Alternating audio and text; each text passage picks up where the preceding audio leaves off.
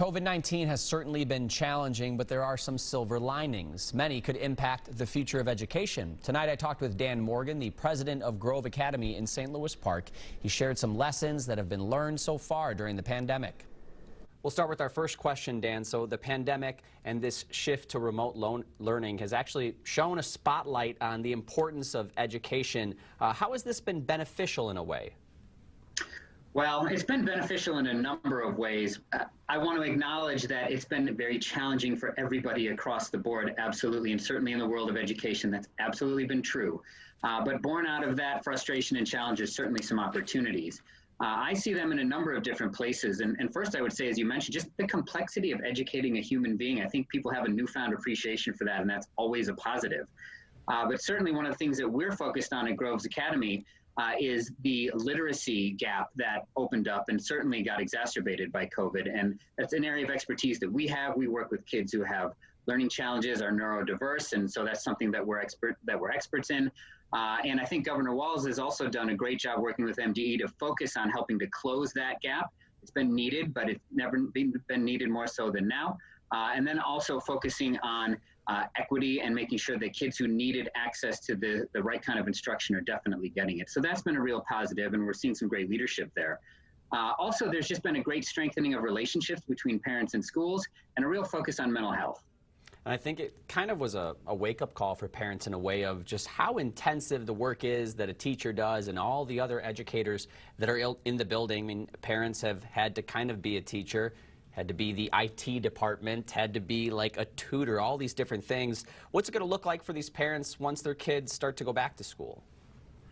Well, my hope is that through all of that challenge, and I have 4 kids and have been in education and experienced that myself as well, through all of that, my hope is that the ability to successfully and positively communicate from parents to their students, to the school and their teachers, and also to the administration, my hope is that that's really been strengthened. And we've seen that here as well. And, you know, that's, again, born out of some real challenge, and it's sort of been forced. But now that parents are able to understand how to successfully communicate with teachers, teachers can do that as well. We have better technology to do that now also.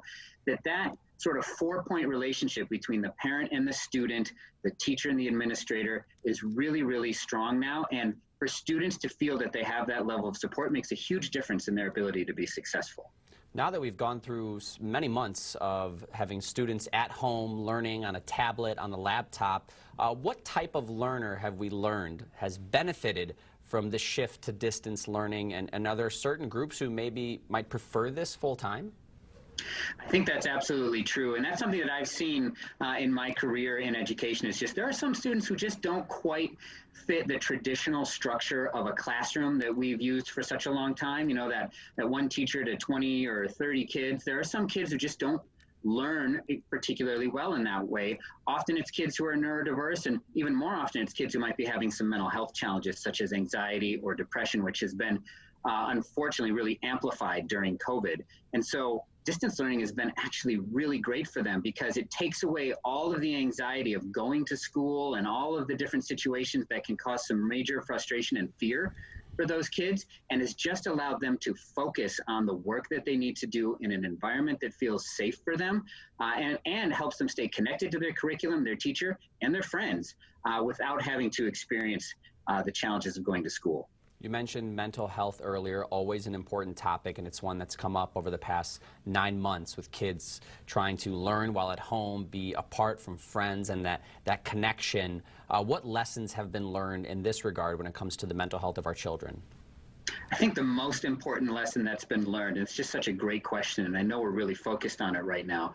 The most important lesson is that mental health and academic success are so closely intertwined that if you don't pay attention to one, the other one will really suffer. And we've seen that so much right now, that when kids are struggling with mental health challenges, it's like a wall comes down in their ability to actually receive education and to learn the information that's being presented to them. we have to pay attention and support them in a way that allows that door to open up. Well, as an educator yourself, I'll just end on this point. What advice would you give to parents as they prepare to send their kids off again if they haven't been back to school for several months? Some have been doing a little bit of hybrid, but then a shutdown happened again in November. What advice would you give to parents on what they should share with their children as they prepare to head back to school for almost like the first day, even though it's February?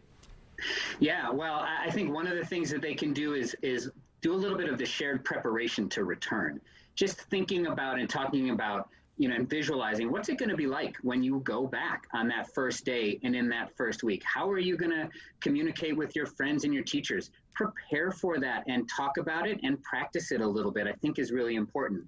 And then the next thing that I would say is just please keep up that really positive communication between yourself and your child and yourself and your teacher. That positive interaction makes such a huge difference to being able to move forward successfully. And I hope that continues.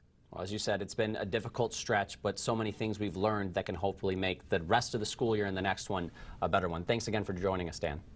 Thanks for having me, Jeff.